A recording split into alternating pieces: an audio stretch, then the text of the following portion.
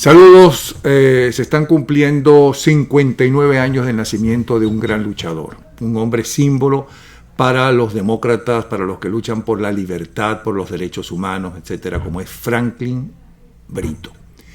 Nació el 5 de septiembre de 1960, pero también se están cumpliendo 9 años de su asesinato por parte del narcorrégimen. Lo asesinaron, murió el 30 de agosto del 2010. Nuestro homenaje, nuestro cariño, nuestro recuerdo.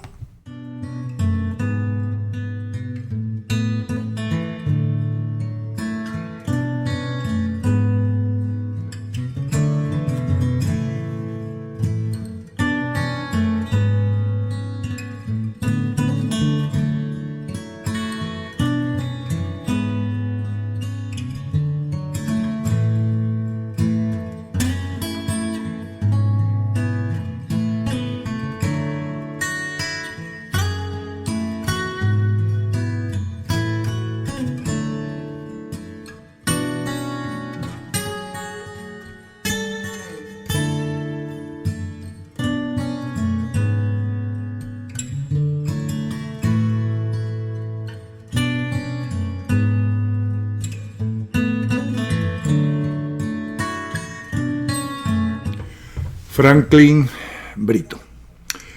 Bueno, entonces recuerden, en primer lugar, cese a la usurpación, después de salir del narcorrégimen, gobierno de transición para preparar justamente para que exista un Estado democrático, un país democrático.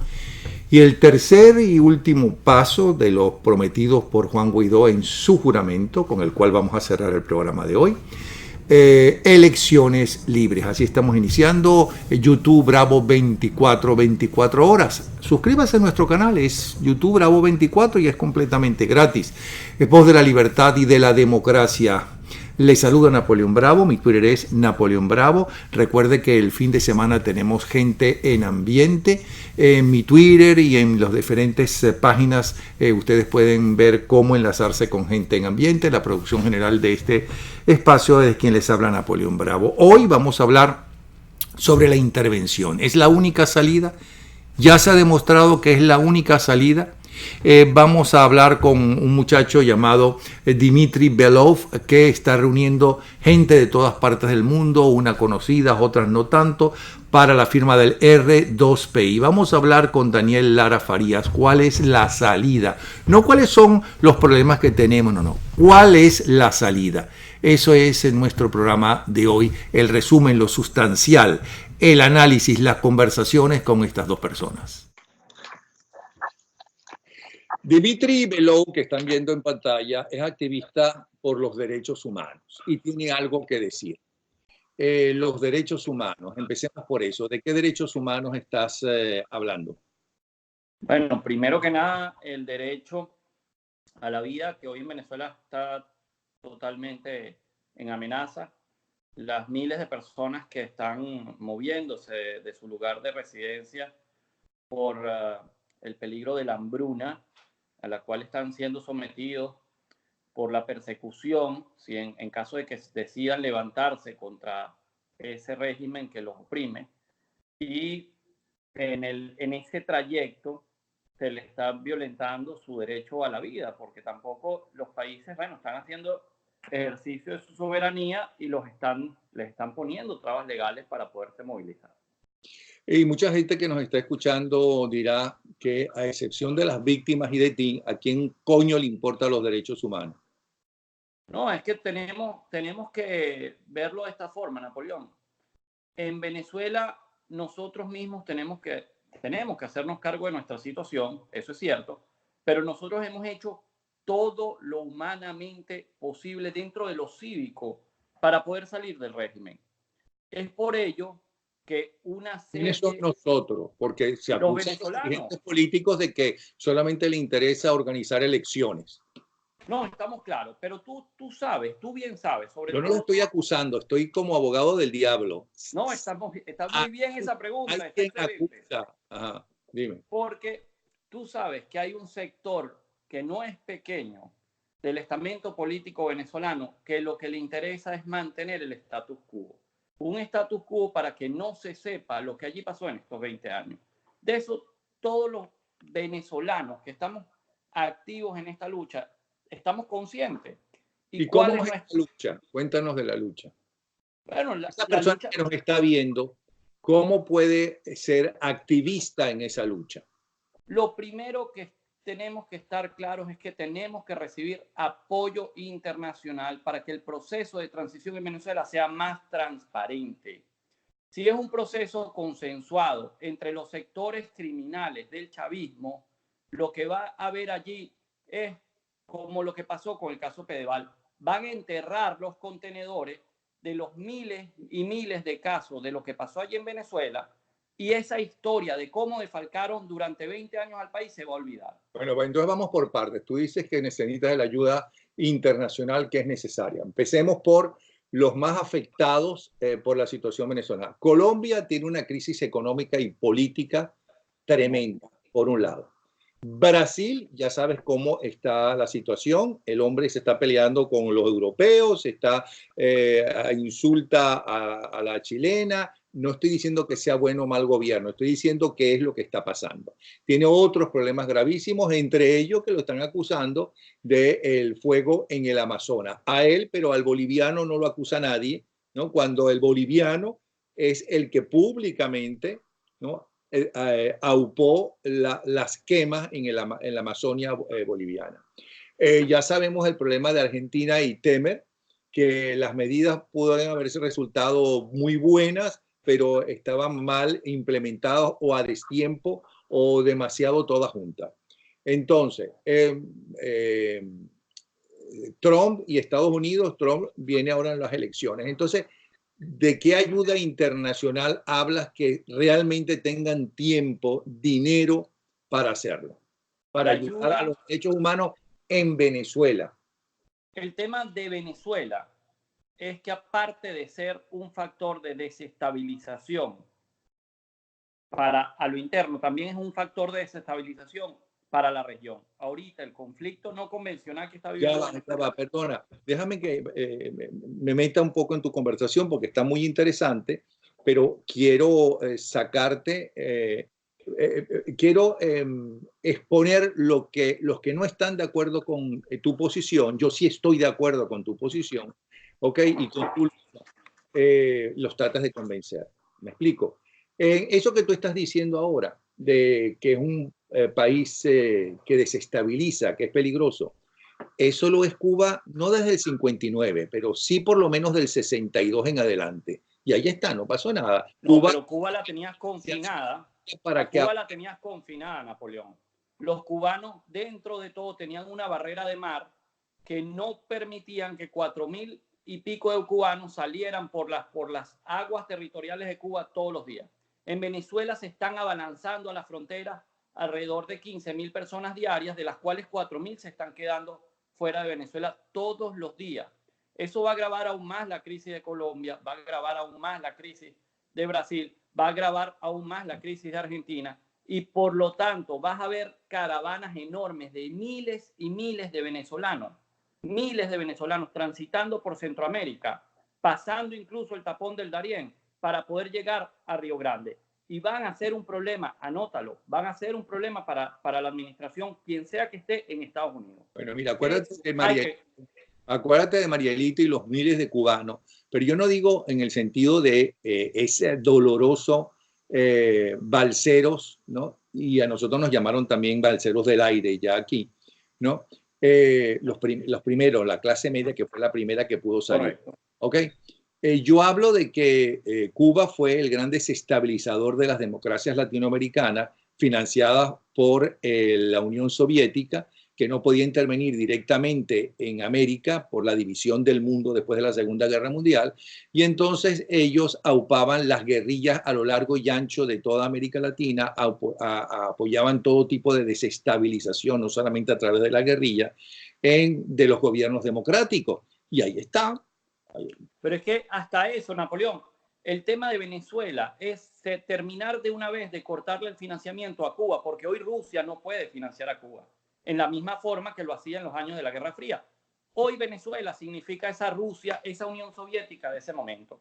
Y nosotros estamos en el deber como ciudadanos, esos que me escuchan, de apoyar todas esas campañas que se están dando en función de que en Venezuela intervenga una coalición militar internacional para la ayuda humanitaria. Primero, para ingresar la ayuda humanitaria y segundo, para garantizar un proceso de liberación de Venezuela que nos permita una transición ordenada para poder luego refundar el país y poder aspirar a una elección libre. Porque mi pregunta es a todos esos partidos que hacen esas concentraciones allá en Venezuela, de manera muy libre, por cierto, con un despliegue de franelas, de camisas, de banners. ¿Quién está pagando eso ahorita? ¿Y con qué función? Puesto que todos sabemos que ahorita el registro electoral de Venezuela, por lo menos, tiene 600.000 personas por encima de los 95 años. Pues que vamos a seguir permitiendo ese tipo de violaciones a nuestra libertad dentro del país. Bueno, ¿y qué propones entonces? ¿Qué le propones a esa persona que te está viendo? Lo que proponemos es muy sencillo. Nosotros activamos desde hace ya casi un mes una campaña que, bueno, tú bien la conoces, el R2P Now Venezuela, donde estamos llevando cartas de solicitud en el marco de la Asamblea General de las Naciones Unidas a todas las delegaciones que allí van a asistir, explicándoles las razones geopolíticas, legales, razones de carácter humanitario, por qué tiene que armarse esa coalición y por qué el Consejo de Seguridad tiene que aprobar la aplicación del principio de la responsabilidad de proteger en Venezuela. Eso puede llevarse a cabo a través de dos maneras muy expeditas, a través de la OEA o a través de la OTAN, porque uno de los países que es miembro de la OTAN, que es Colombia, está también amenazado hoy en día por el régimen venezolano. ¿Qué queremos nosotros? Bueno, que los ciudadanos que nos están escuchando ingresen al website www.r2pnowvenezuela.com, descarguen las cartas y la envíen. A partir del día 12 de septiembre vamos a estar personalmente llevando las cartas a todos los consulados de la ciudad de Miami y de ahí en adelante, bueno, todas las ciudades que se están sumando en el mundo, Washington, Milano, Roma, en Barcelona, en Madrid, todos van a hacer lo propio, de manera que todas esas delegaciones, antes de llegar a la Asamblea General, ya tengan ese llamado por parte de los ciudadanos venezolanos. Ciudadanos que somos independientes a nivel mental, espiritualmente, para poder accionar, que no estamos comprometidos con ningún tipo de movimiento, digámoslo así, que esté buscando un acomodo en el poder de Venezuela con esa clase que estuvo 20 años robando y defalcando la nación. Porque muchos de esos, por ejemplo, yo hoy estaba escuchando unas declaraciones de Claudio Fermín, que como venezolano, honestamente, y me permito decirlo, me dan asco. Porque cuando tú llamas a levantar las sanciones de nuestro principal aliado, las sanciones que está poniendo para hacer un cerco, para que no nos sigan robando, ¿a quién estás beneficiando tú? Le pregunto yo al señor Fermín. ¿A quién quiere beneficiar él? ¿O quién está financiando al señor Fermín para que él lleve a cabo esas afirmaciones? Eso de verdad es deplorable. Bueno, él pensará que la situación del pueblo venezolano no es culpa del régimen totalmente, sino que fundamentalmente es culpa de esas sanciones. Napoleón, pero es que yo trabajo, yo trabajo aquí en Miami y yo veo la cantidad de contenedores de comida que salen para Venezuela todos los días. Yo veo el pueblo venezolano no se le está castigando a nivel de alimentación. Las sanciones no afectan a la importación de alimentos, afectan que no puedan seguirnos robando los cargamentos de petróleo que se estaban enviando, afecta que el régimen no puede cobrar y no puede adquirir más repuestos para la industria petrolera. Eso es lo que está afectando las sanciones. No está afectando la importación de alimentos. El régimen quiere imponer ese diálogo en función de hacerlas quedar mal y no, en realidad está afectando a los enchufados, esa es la verdad. Ahora, es bien interesante el movimiento que ustedes están generando. Van a necesitar muchísimo tiempo para que empiece algunas personas a reaccionar y algunos países a reaccionar. Bueno, ahí tenemos el caso de lo que está pasando con África, que hay hambrunas y pestes y cosas de esas y, bueno, terminan tirándole en paracaídas alimentos. ¿Ok?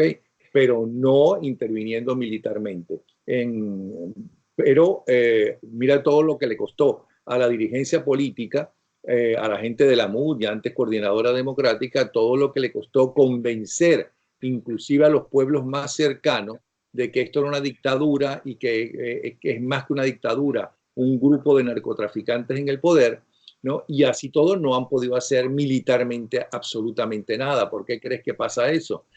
Con lo cual también te quiero decir, no es mejor en lugar de entablar acusaciones a esa dirigencia política que hizo lo suyo o lo que sabe hacer. Vamos a estar claros. Lamentablemente eso es lo único que aparentemente sabe hacer y lo ha hecho bien. Esos contactos internacionales que ellos tienen, ¿ok? Pero, y que paralelamente también se presione y que se les convenza a ellos de que hay que presionar para la posición de ustedes. Estamos de acuerdo en un punto. La ciudadanía, los ciudadanos, tenemos que presionar a nuestras autoridades legítimas para que ellos lleven a cabo esa solicitud. Desde hace tiempo estamos promoviendo la presión y apoyando a la delegación 16J dentro de la Asamblea Nacional en llevar a cabo esa presión. Nosotros desde aquí afuera, si tú ingresas a la página, vas a ver que nuestro logo tiene el 18711, que es una medida que esa asamblea de esos partidos que tú dices que también quieren salir de esta situación, yo no lo veo de esa forma. Ellos quieren una salida donde no se sepa lo que ha pasado en estos 20 años, pero una salida donde ellos no tengan el control de lo que va a pasar en los meses siguientes, sencillamente los perjudica, porque se va a saber cómo se mantuvieron de pie y sin persecución muchos de ellos. No estoy diciendo que eso sea el caso, porque muchos han sido perseguidos, muchos han sido asesinados y muchos como yo han tenido que salir de emergencia de ese país. Pero hay otro pequeño grupo, y por eso siempre te dije al principio que son minorías, que sí están totalmente acomodados y ellos no pueden permitir que eso se sepa. Nuestro llamado, muy claro, es a volvernos más allá de un movimiento, un sentimiento mundial por la liberación de Venezuela. Venezuela es estratégico no solo para la región, sino también para el mundo. Y nosotros tenemos que hacerlo ver. Y hacer ver que la desestabilización que hoy vive Venezuela, esa catástrofe, eventualmente se va a convertir en una catástrofe para todo el hemisferio. Y eso no lo están haciendo esos partidos políticos, esos embajadores. Bueno, yo te voy a decir un caso muy particular con las primeras sanciones que ocurrieron. Aquí vino una delegación que, por cierto, se le puede preguntar a Freddy Guevara, donde José Gregorio Correa, el diputado, le dijo a la congresista en ese momento, Ileana Ross, que vino a abogar para el levantamiento de las sanciones. Gran amiga, por cierto, excelente persona. Tremenda persona. Que no siga creciendo. Bueno, ojalá, yo participé del comercial para su reelección. Ojalá que hubiera más de un republicano como ella. Totalmente. Yo participé del comercial para su reelección y bueno, entablamos una relación ya más de amistad. Y en ese caso, ella su respuesta para ese diputado fue: diputado, encárguese usted de hacer su trabajo, que yo llevo 30 años haciendo el mío. ¿Cómo un diputado de oposición, explícame tú, Napoleón, que tienes mucha más experiencia en el tema político, va a venir a visitar al principal aliado y pedirle a sus representantes que levanten las sanciones contra un régimen criminal? ¿Cuál es la respuesta para eso?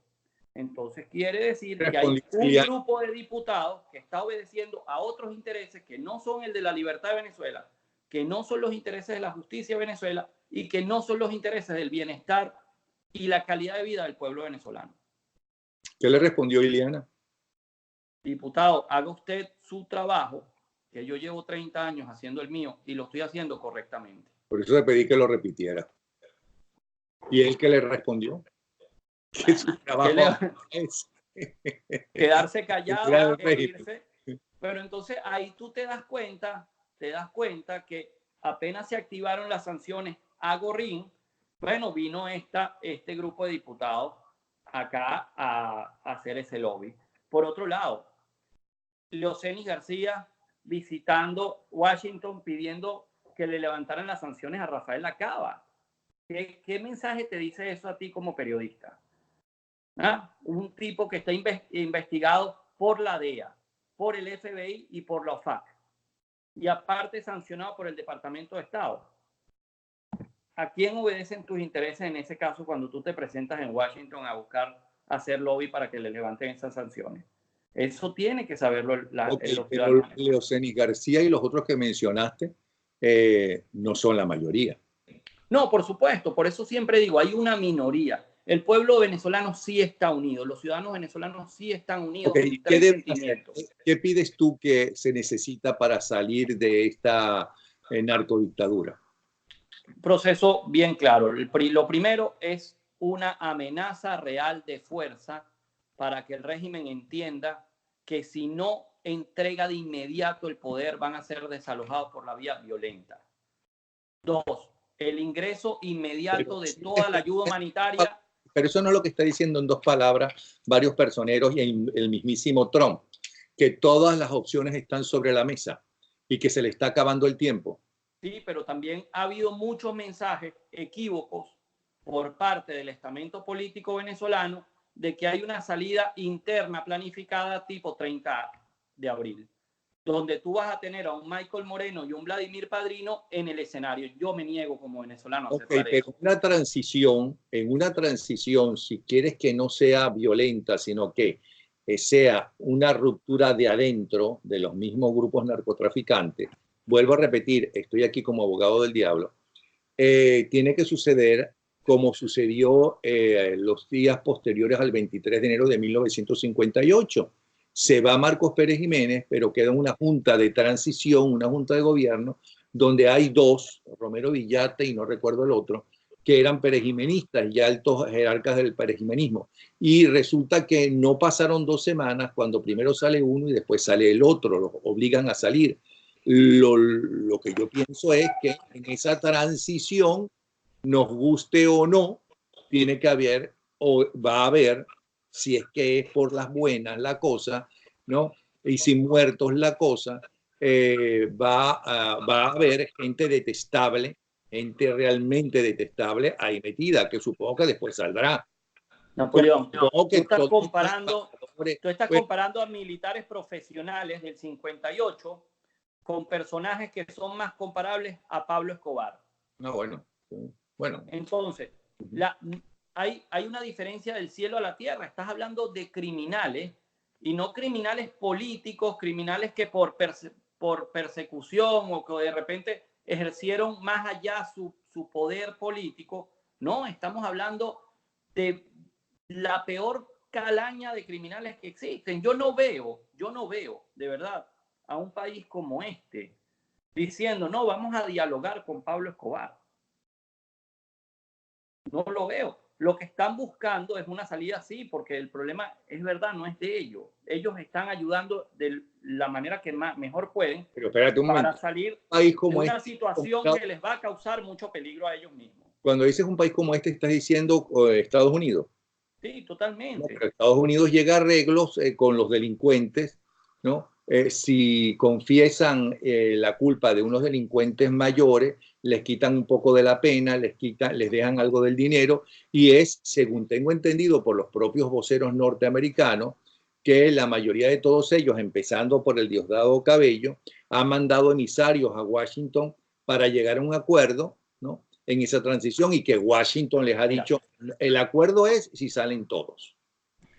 El acuerdo viene dándose, y lo dijo abiertamente el vicepresidente Mike Pence en agosto del 2017 cuando estuvo aquí en Miami. Ya la ruta para la liberación de Venezuela está trazada. Nosotros tenemos que alinear los factores que están en la región para poder participar de manera activa y que todos los países pongan su parte. Eso lo dijo aquí delante de 600, 800 personas. Y en ese momento ya habían canales de comunicaciones con todos los personeros del régimen y las primeras ofertas fueron tremendamente generosas por parte de este gobierno, por parte de esta administración. Tremendamente generosas. ¿Pero qué implica? Que muchos de ellos tienen que pagar condenas, tienen que purgar condenas. Claro. En cárceles internacionales, pero tienen que purgarlas. Por eso es que se negaron. Estados Unidos no está negociando, Estados Unidos le está dando los términos de una salida digna, que es diferente. Ok, por último, Dimitri, ¿qué le pides a la gente que te está viendo y por lo cual estamos haciendo esta conversación? Le pido que se levante de lo que está haciendo y le dedique, así sea 10 minutos diarios, a participar de las actividades y de las acciones por la liberación nacional. No hay excusa ¿Y dónde se para aprende, la situación. dónde se aprende eso? Dirá más de uno. ¿Qué es lo que tengo Ingresen al que hacer? website, vean el marco legal de la campaña. Mucho podemos hacer, cada quien desde su casa, imprimiendo una carta y mandándola por correo. Primero. Segundo, participar de las actividades de demanda, porque ya es una demanda mundial por la liberación del país. Todo venezolano que esté en el mundo puede ser un canal no solo de multiplicación, sino de participación, apostándose frente a los consulados, apostándose frente a las embajadas, apostándose frente a las oficinas de los representantes locales y pidiendo, explicándole de manera muy cívica y pacífica, pero explicándole a toda la gente lo que necesitamos nosotros los venezolanos. Te lo voy a Hemos hacer dado todo difícil. y necesitamos ese último empujón por parte del mundo para que terminemos de alcanzar la libertad. Te lo voy a hacer difícil. Esa persona que está convencida de que sí tiene que hacer algo, esa persona, y no esperar que otros lo hagan, sino que tiene que ser, que tenemos que ser todos. Ajá. Llega y entonces va a ir hasta la embajada de, suponte tú, la cualquiera, la embajada peruana, ¿ok? Correcto. Y se encuentra allí solo. ¿Y qué hace frente a la embajada peruana si está solo? Él va con, Bueno, suponte que está lo solo principal es, pues. llame a 2 personas. Antes de ir, llame a 2 personas. Luego, ingrese en el website, imprima una de las pancartas que están ahí en formato 30 por 30 para que la gente entienda su mensaje, porque en el website tenemos los recursos para que la gente pueda llevar a cabo ese activismo. Y antes de salir, llame a algún medio de comunicación que le cubra la historia. Con esos 3 pasos, la acción que está llevando a cabo es una acción efectiva, Bueno, que tiene un efecto multiplicador, que tiene un efecto de impacto y que concientiza a la población alrededor respecto a lo que está pasando. Ya hemos visto 2 personas y ya somos 3 personas. Esas 2 personas deberían llamar a su vez antes de hacer esa acción a otras 2 y convencerle, y así son 5 personas. Y es ahí donde digo que pasamos de ser un movimiento a ser un sentimiento mundial por la liberación nacional. ¿Y cuál es ese website del cual estás hablando? www.r2pnowvenezuela.com. Por favor, www. ¿Qué más? R2P. R2P, Now. Del principio R2P, nowvenezuela.com. Now es R-N-O-W, de ahora. Correcto. ¿No? Correcto. Repítelo, por favor. R2P, N-O-W, venezuela.com. Ingresen, por favor, allí. La información está en inglés y en español. La gente se los puede fácilmente hacer entender y hacer... O sea, la gente lo puede digerir fácilmente, toda la información que allí está, y pueden llevar a cabo las acciones. Este es un momento de unión, pero unión sobre la libertad, sobre la decencia, sobre la justicia. Porque sin esos 3 pilares no vamos a alcanzar el verdadero bienestar que los venezolanos necesitamos. De todas formas, te anticipo que a lo largo de toda tu conversación se ha estado viendo, tengo entendido que hemos estado viendo ese www. R2pnowvenezuela.com. Ok. Excelente, muchísimas gracias. Gracias, Dimitri. Ok, muchísimas gracias. Gran abrazo, que esté muy bien. Dimitri Bello, activista de los derechos humanos, que cuenta con nosotros. Hasta luego. Daniel Lara Farías, ¿cómo estás? Muy bien, Napoleón, bravo. Daniel, acabo de conversar con Dimitri Bello, que es un activista por los derechos humanos, que nos está pidiendo a todos los que nos duela Venezuela, si vivamos en Venezuela, fuera de Venezuela, seamos o no venezolanos, pedir la reactivación del R2P. La gente ya está cansada de los análisis, de que estamos muy mal, de que esto es un desastre, de que no hay medicinas, todo eso ya se sabe. Ya se sabe cuáles son los países que están dispuestos a reunirse y a votar a favor de la democracia en Venezuela y cuáles están en contra de que cambie la situación. Perfecto. Ya sabemos que las Naciones Unidas consideran que Nicolás Maduro es el presidente. La OEA considera que no es el presidente, sino es temporalmente Juan Guaidó. ¿Qué crees tú que hay que hacer y que falta para que caiga el narcorrégimen? Esa es la pregunta. Pero para que caiga el narcorrégimen es necesario empujarlo. Y empujarlo ¿Cómo esa significa... persona que te está viendo puede empujar? Bueno, en principio hay que entender que el proceso de derribo de un régimen como este, la única forma de derribarlo es todos a una. Debe haber una unidad de criterio que debe partir de la caracterización de ese régimen al cual nos estamos enfrentando. Basta ya de pensar que eso es un régimen democrático como cualquier otro, que es un mal gobierno, que lo que hay es que sentarse con ellos y hacerlos entender. Basta ya de eso. Entonces más de uno que te está viendo va a decir, bueno, empieza por ti, que te la pasas hablando mal de Guaidó. Precisamente por eso lo hago. Yo hablo mal de Guaidó porque Guaidó se quiere sentar con esos tipos. Y si Guaidó se quiere sentar a negociar con esos tipos es porque él no los asume como una fuerza criminal, sino como un partido político más al cual él puede convencer. Y es allí donde tenemos que reventar esa posición. Y eso no puede ser un plan B o algo paralelo, estén equivocados o no, mientras otra gente hace otro plan, pero no peleándose con los que quieren sentarse con los narcotraficantes. Pero tienen 20 años con el plan B. O sea, yo creo que es como mucho tiempo. Déjame hacer mi papel y no me... Déjame hacer mi papel. Está bien. Vamos a suponer que eso sea así. Voy a dar un ejemplo que quizás sea incómodo, pero creo que no tengo otro a la mano. La guerra de Vietnam. Muy pocos analistas de los Estados Unidos revisan el tema de por qué perdieron la guerra de Vietnam. El único que lo hizo, y lo hizo muy bien desde el punto de vista militar, fue Colin Powell, que luego llega a secretario de Defensa de los Estados Unidos, a secretario de Estado. ¿Por qué perdieron los Estados Unidos la guerra de Vietnam? Porque los vietnamitas estaban peleando por una razón nacional que la sentían como suya.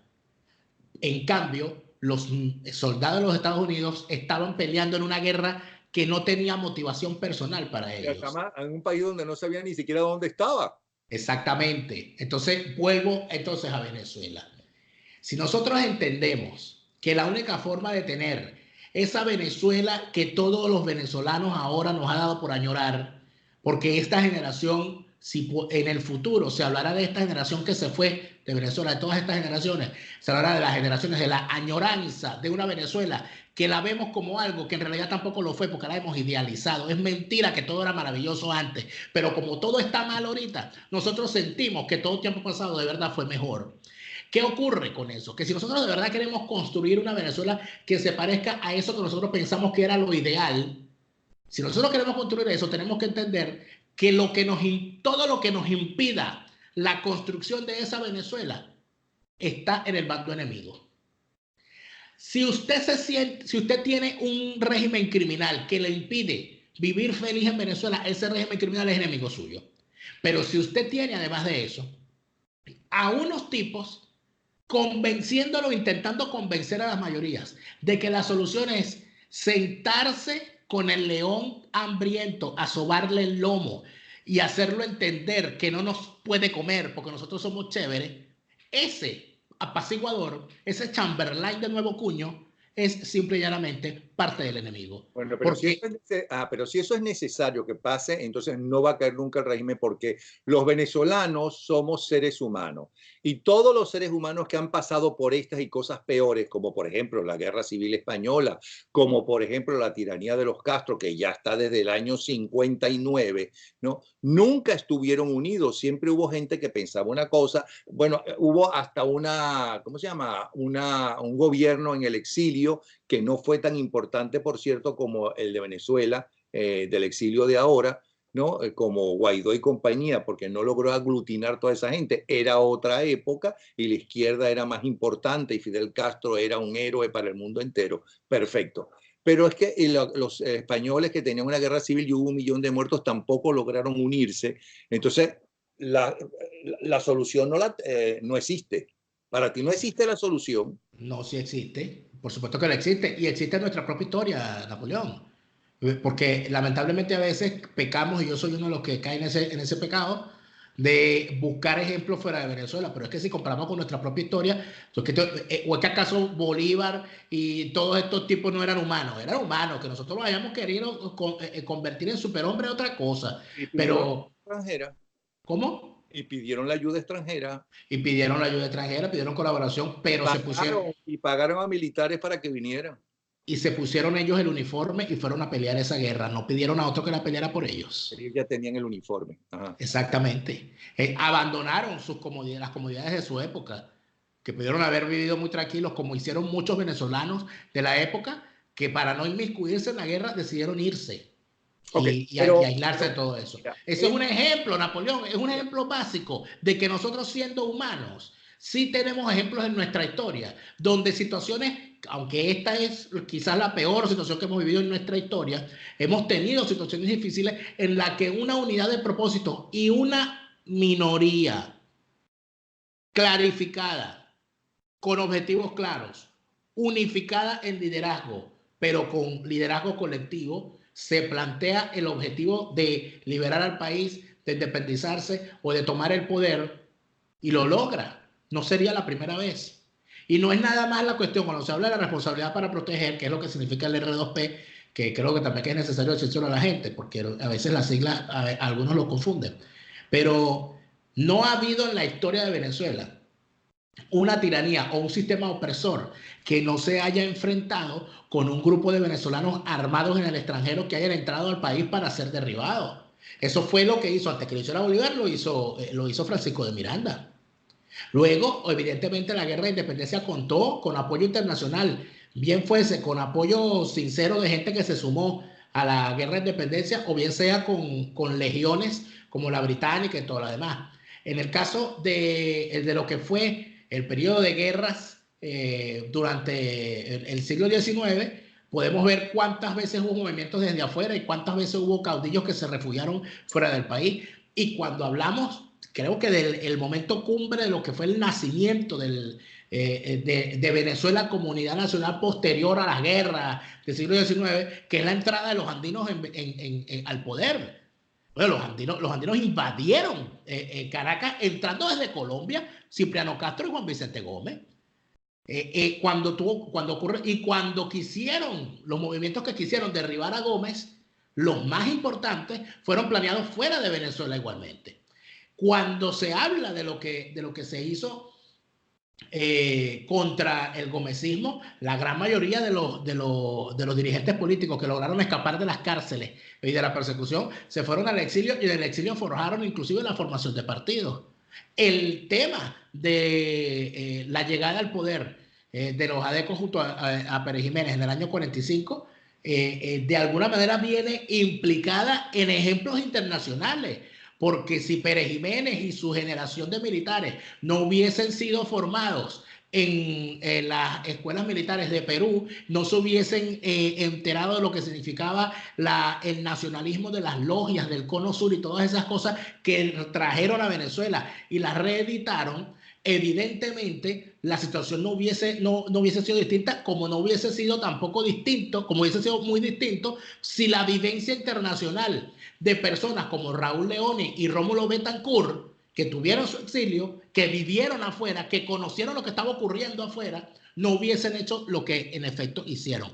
¿Y qué fue lo que le pasó a Pérez Jiménez posteriormente? ¿Qué fue lo que le pasó a la democracia posteriormente? La gran cantidad de intentos para derribar a la democracia, desde la invasión de Castroleón por el Táchira, intentando reeditar lo que hizo su tío abuelo Cipriano Castro, hasta lo que ocurrió en las invasiones por Machurucuto y por Falcón, auspiciadas por Fidel Castro, son exactamente lo mismo.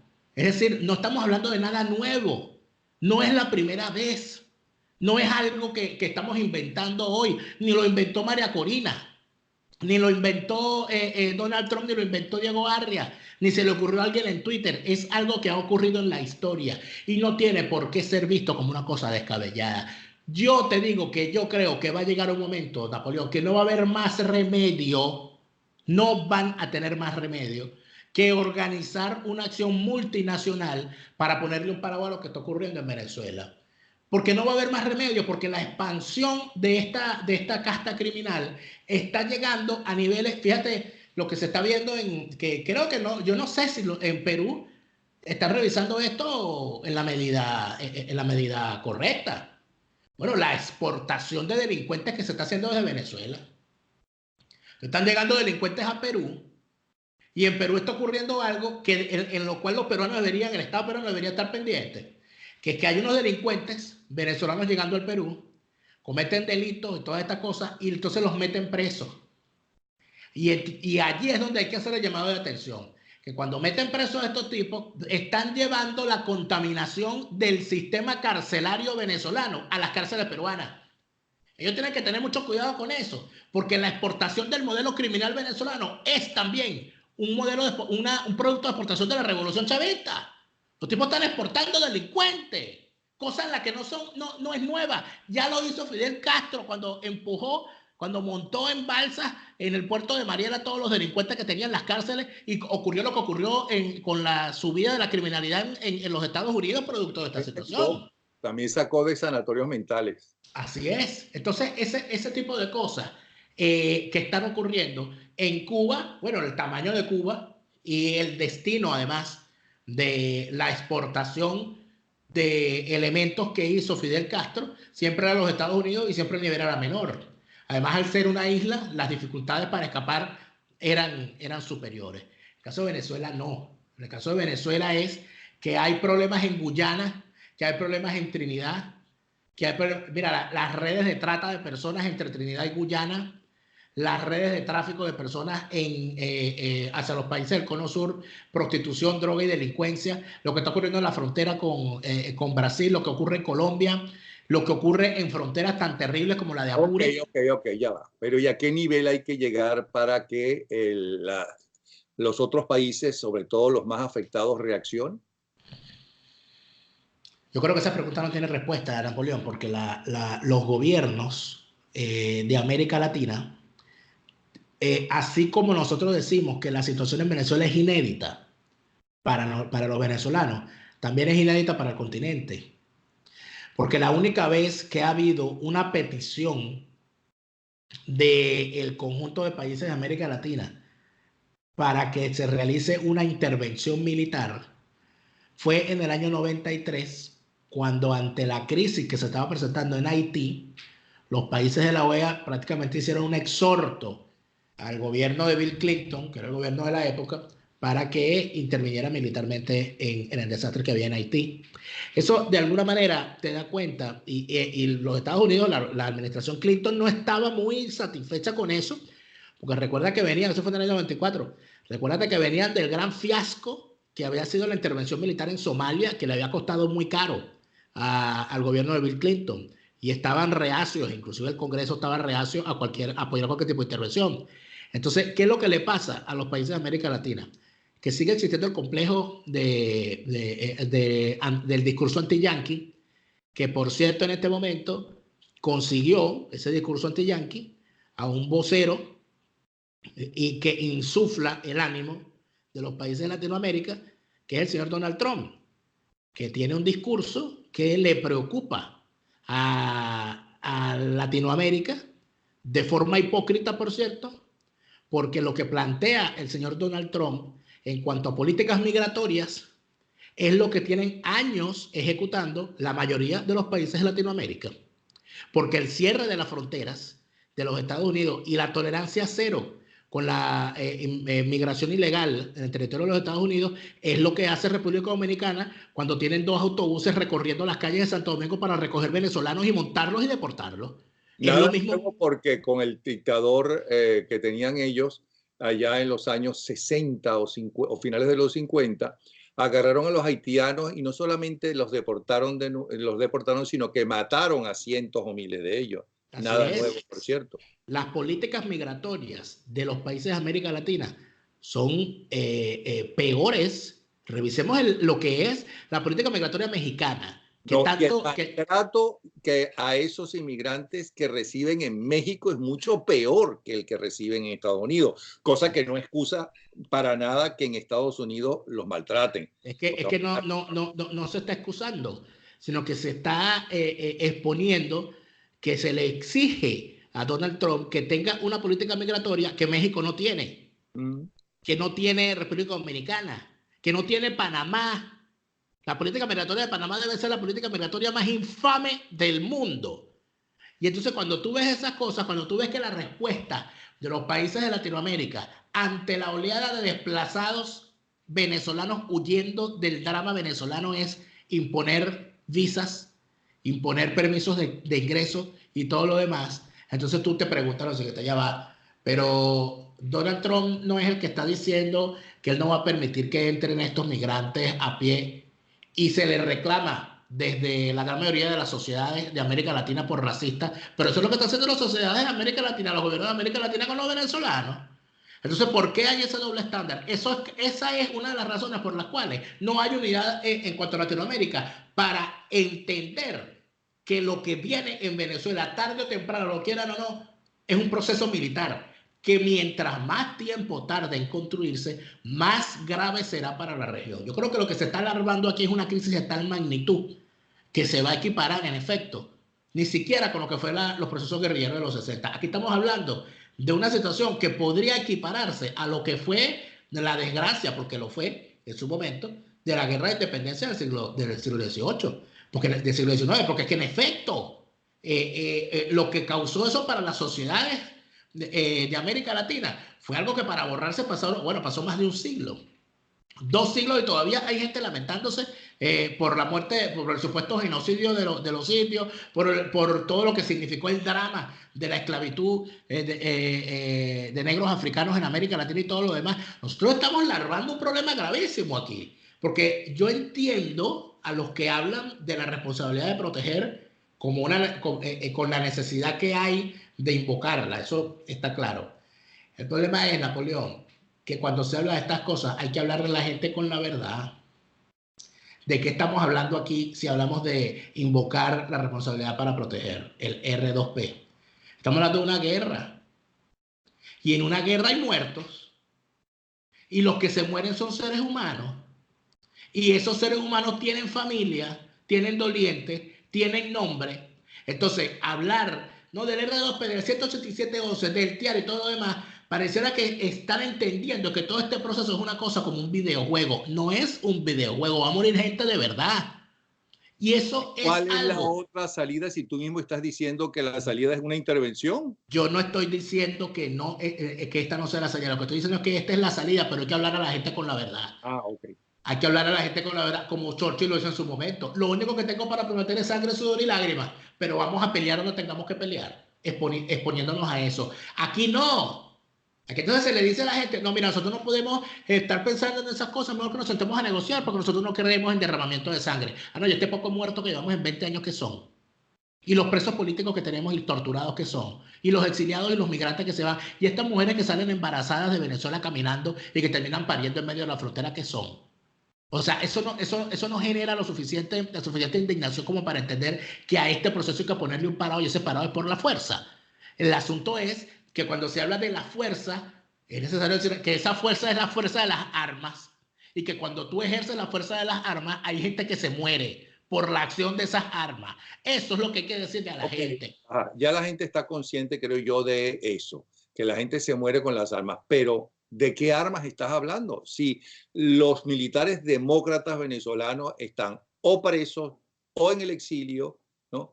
O desarmados y investigados todo el tiempo. Eso exactamente.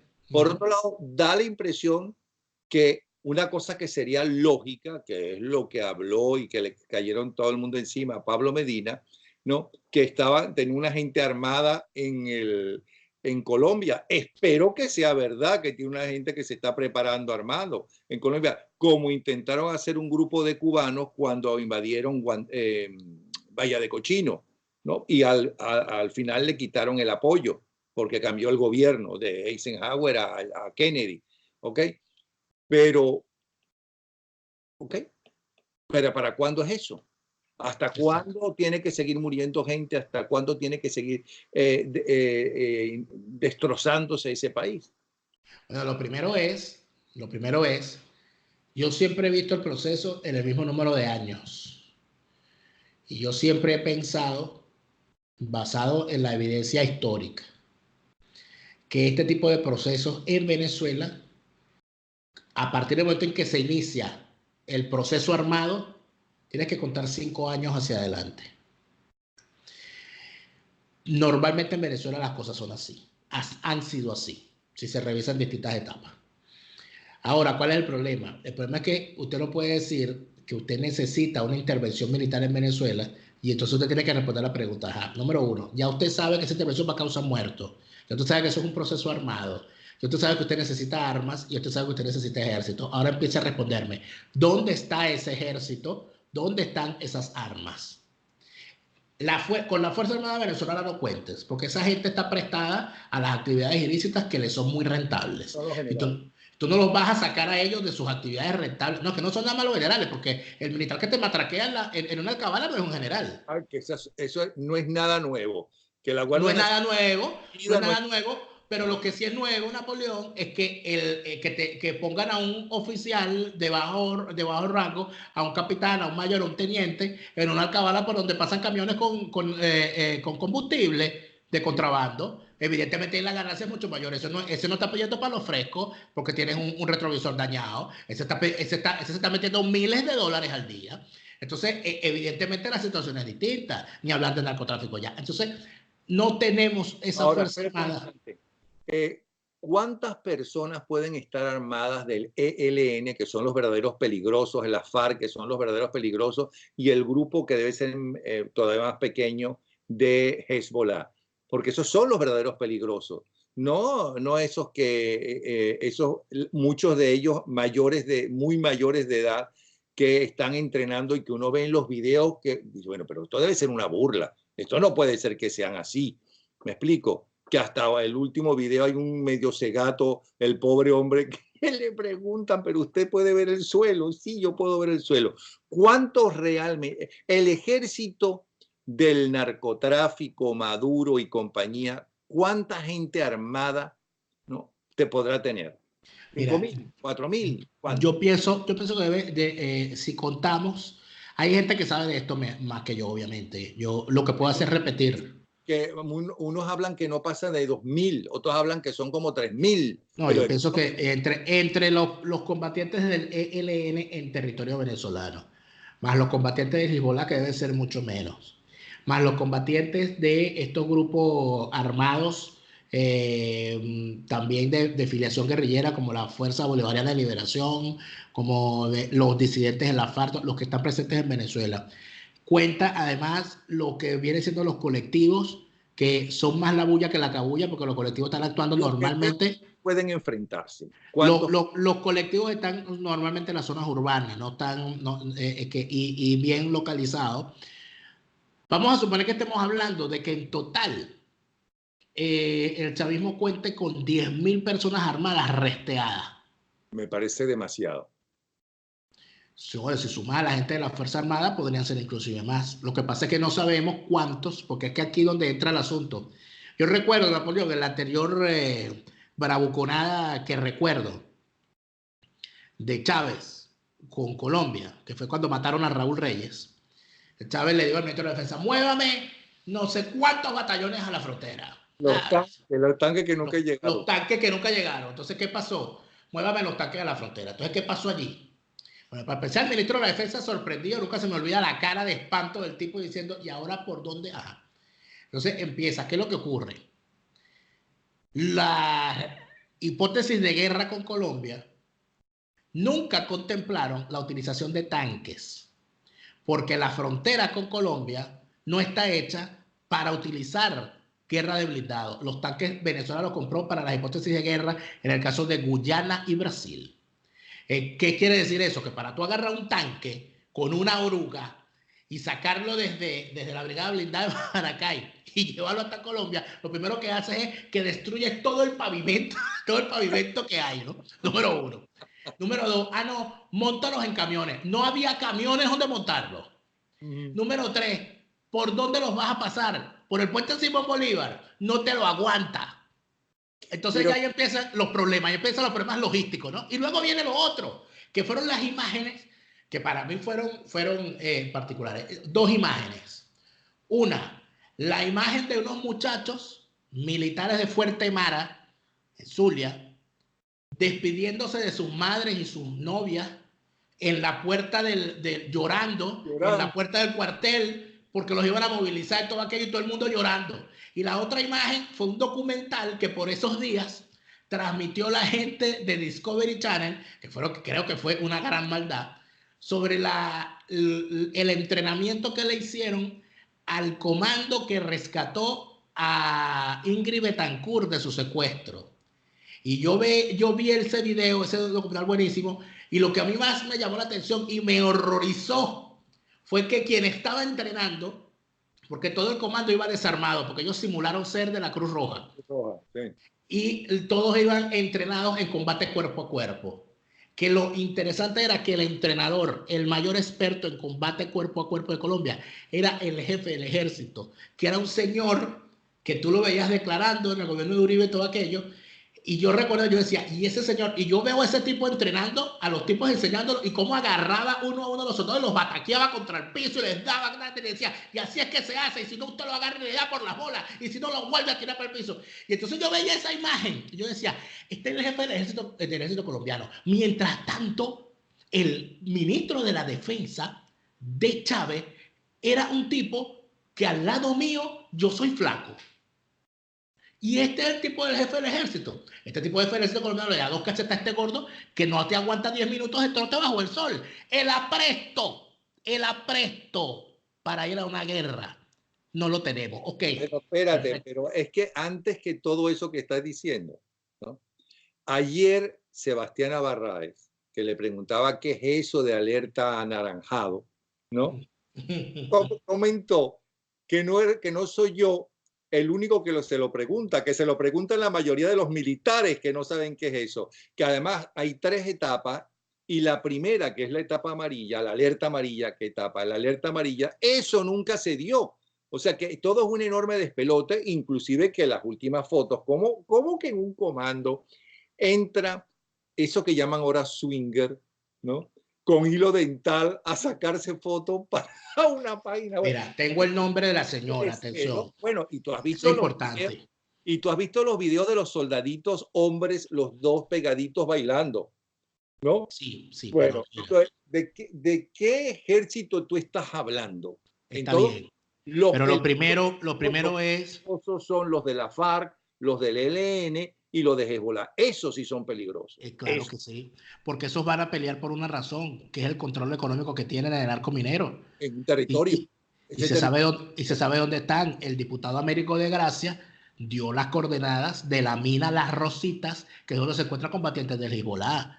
Y la gente del ELN inclusive ya controla hasta esto es gravísimo. El Ejército de Liberación Nacional de Colombia en territorio venezolano ya controla en determinadas poblaciones la entrega de las cajas CLAP. Entonces, ¿sabes lo que eso significa? O sea, el control que los tipos tienen de todo esto. Mira, la mujer que logró entrar a la base militar para tomarse unas fotos desnuda, su nombre es Yusmeiris. Yo la he rebautizado la comandante Yusmeiris. Ella debería estar al mando de la resistencia, porque ella logró con un hilo dental lo que no lograron Leopoldo López y Guaidó con una tanqueta frente a la Carlota. Que los militares abrieran la reja. No, te pasaste. No, ¿cómo que no? La tipa entró, chico, a una zona de seguridad. Es a ella la que hay que poner de comandante del ejército. Hay que mandar unas garotas. Tú mandas unas garotas, las metes, después que los tengas todos adentro, ya agarras preso a todo el mundo y se acabó. Yo lo que creo es que viendo estas cosas, es lo que tú dices. Esta guerra va a ser una guerra irregular, asimétrica que llaman ahora. Pero ya va. Ok, irregular. Pero yo no creo que tengan 10.000 entre los verdaderamente peligrosos, que te vuelvo a repetir, porque tienen muchas décadas peleando con un ejército muy bien entrenado como es el colombiano. Nuestro ejército no está acostumbrado a pelear más que con grupos guerrilleros, vamos a estar claros. Algunos ya nuestro ejército no, Tamboleo, nuestro ejército no. Pero no olvidemos algo. Que los tipos que se van a poner a la cabeza de esa guerra tienen que pelear esa guerra porque esa guerra la van a pelear por su vida. Claro, a muerte. Ajá. ¿Tú crees que Tarek El Aissami va a querer perder esa guerra? Con lo que significa que el señor esté solicitado internacionalmente y con precio puesto a su cabeza. Diosdado Cabello, Pero, el propio Nicolás Maduro. Mira, perdona, Diosdado Cabello no, porque él se meó en los pantalones, ¿no? Cuando lo fueron a detener. Acuérdate. Pero Con más razón. Ese irá con pañales, pero irá. Okay. O sea, ese se irá a esconder, ese no quiere que lo agarren. Eso es otra cosa. Pero ¿tú crees que Tarek El Aissami, que ese sí es peligroso porque él es el enfermo también religioso y cosas de esas, que lo peor que hay es el fanatismo religioso, peor que el político, pero mucho peor? Oye, si se mezclan, bueno, entonces ese a lo mejor sí prefiere morirse antes que entregarse. Pero Diosdado Cabello, Maduro, por favor. Si todos se escondieron en abril. Precisamente, ya vivieron una experiencia, Napoleón. Ya ellos saben lo que les puede pasar si salen del poder. Porque si en el año 2002 no habían robado todo lo que han robado hoy, no se habían metido en todos los delitos en los que se metieron hoy. De hecho, más bien se tiene casi seguro que el proceso de criminalización del chavismo se acelera a pasos agigantados fue a partir del regreso del 13 de abril del 2002. Que a partir de ese momento, bueno, que dijeron, no, a mí no, hay inclusive un relato. Pero, cobardes, pero los cobardes siguen siendo cobardes. Pero los cobardes matan, Napoleón. Han matado todo este tiempo. Pero no quieren morir. No quieren morir, pero están dispuestos a matar para no morir ellos. Claro. Es una realidad. Entonces, ¿cuál es la conclusión de todo esto? Mire, no tenemos un ejército.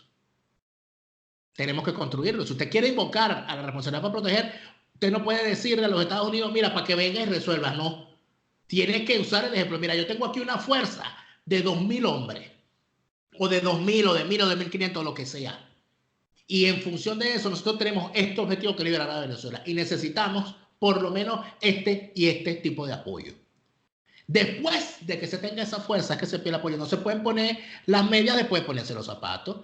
Después que tú tengas, y ahí que es lo primero que se requiere, más allá del liderazgo. Lo primero que se requiere es que todo el mundo esté de acuerdo en que aquí no hay salida negociada, ni pacífica, ni electoral con esta gentuza. Cuando ya tú tienes eso metido en la mente, todos esos jóvenes que se fueron en el año 2017 con una capucha y con un escudo de madera a enfrentar a unos asesinos, a que los mataran como los mataron a muchos.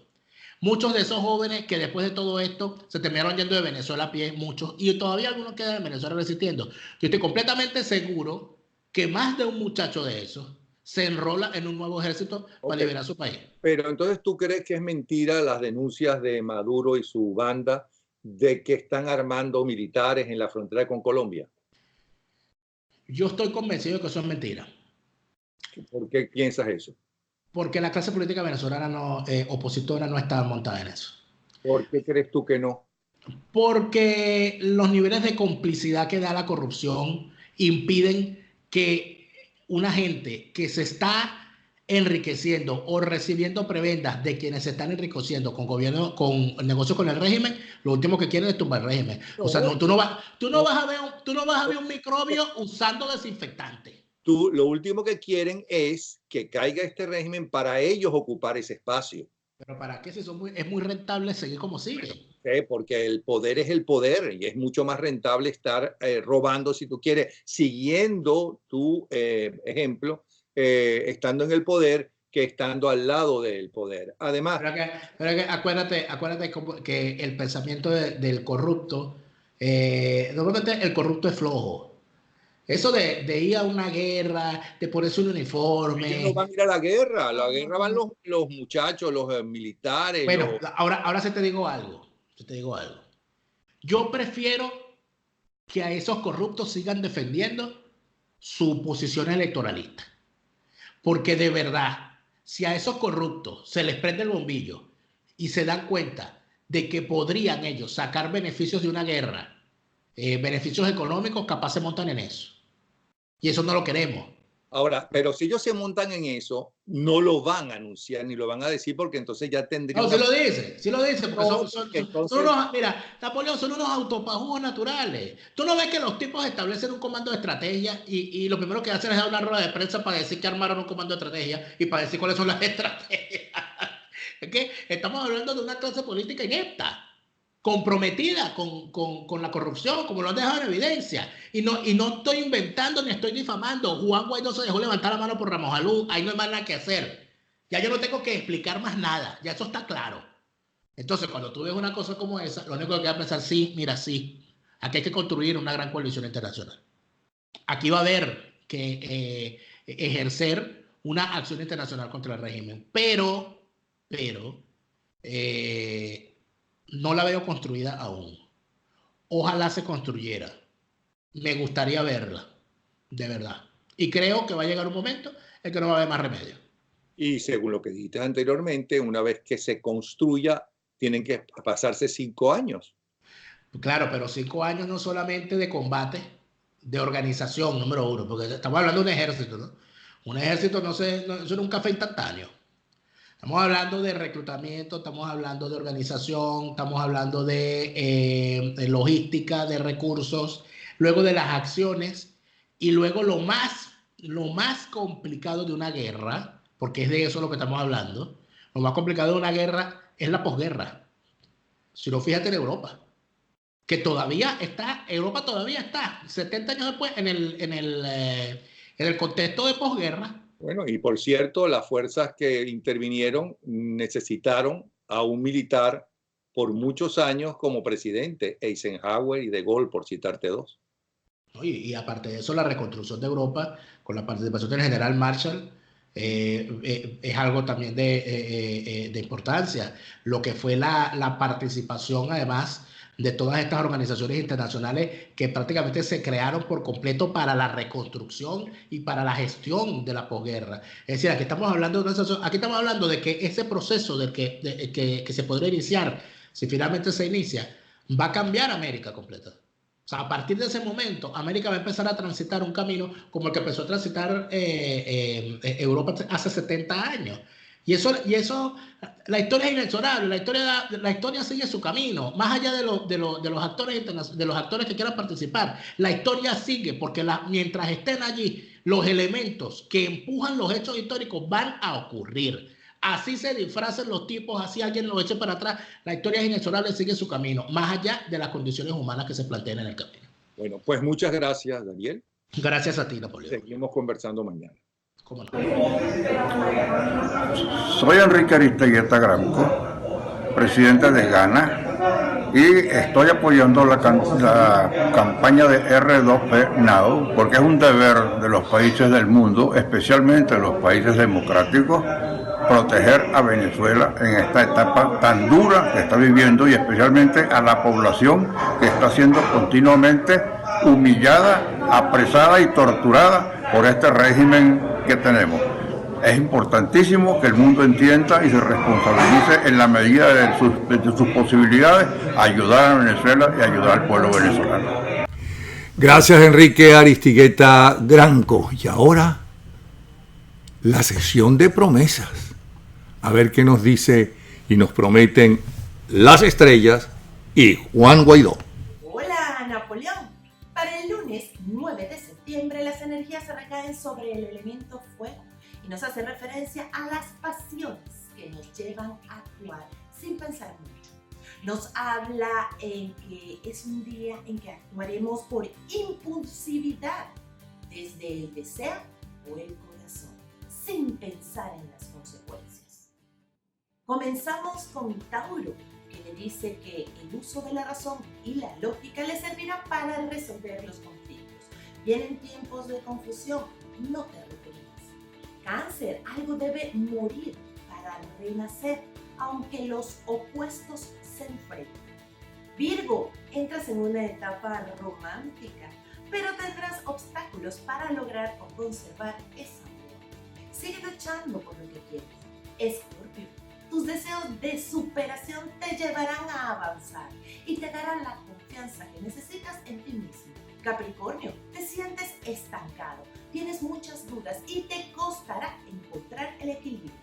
Piscis, estás manejando mal las emociones, tienes que soltar, porque por ahora no tendrás lo que esperabas. Aries, estás actuando en base a tus emociones, tranquilo, que el dinero sí va a llegar. Géminis, tu voluntad y tu energía te van a llevar a controlar tu entorno, pero no lo hagas desde una actitud de mal. Leo, has cometido muchas imprudencias y no aprendes, por eso ves tantos obstáculos. Libra, estás perdiendo el tiempo en cosas que no valen la pena y te meterás en serias dificultades. Sagitario, querrás celebrar en vez de ocuparte de las cosas pendientes. No quieres afrontar tus responsabilidades. Acuario, una injusticia te dará la fortaleza para dejar atrás algunas cosas molestas. Palabra de grupo. Me pueden encontrar en Twitter como @VirginiaEscobar o en Instagram como @WiccaRicardo. El lunes regresamos con las energías y los signos. ¡Feliz fin de semana! ¡Juro!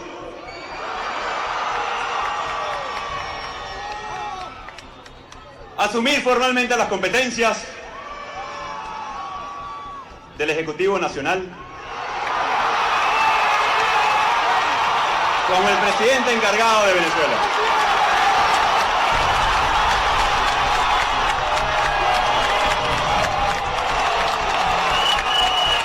Para lograr el cese de la usurpación, un gobierno de transición y tener elecciones libres.